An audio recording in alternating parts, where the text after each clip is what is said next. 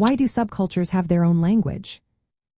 Imagine a world where a group of friends creates their own secret code just to feel closer and stand out from the crowd. That's what happens with subcultures and their language. Subcultures develop their own way of talking to show who they are and what they believe.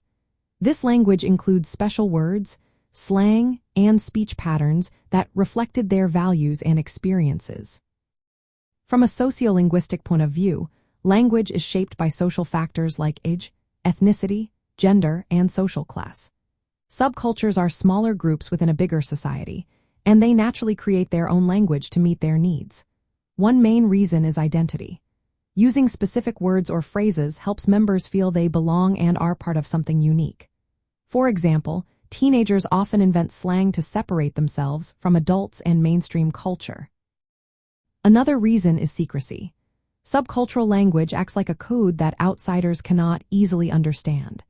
It keeps conversations private and makes members feel safe sharing their thoughts. This in-group language also helps resist the rules of standard language and mainstream norms. It's a way to challenge or reject what is considered normal or acceptable outside the group. Creativity plays a big role too. Subcultures often invent new words or change the meanings of existing ones. They borrow words from other languages or play with sounds and grammar to make their language stand out. This linguistic playfulness helps express their attitudes and experiences in a way that feels authentic and fun. Subcultural language also serves practical purposes. It makes communication faster and more efficient. Members can share complex ideas with shorter or coded expressions, saving time and effort. It can also be a way to joke around or releases emotions, making interactions more lively and connected. For example, in youth slang, words like lit or fire have shifted meanings to describe something exciting or impressive.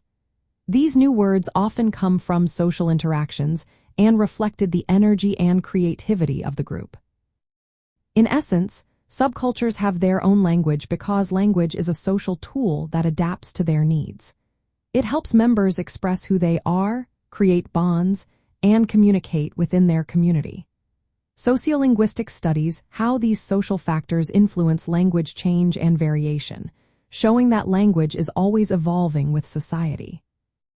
For instance, the skateboarding subculture has its own language, with terms like ollie and grind that outsiders might not understand. These words help skateboarders share their passion and identity. So, the next time you hear a group using words that seem strange or new, remember they are creating their own way of talking to connect and stand out. That's why subcultures develop their own language. It's all about expressing identity, building community, and resisting the mainstream.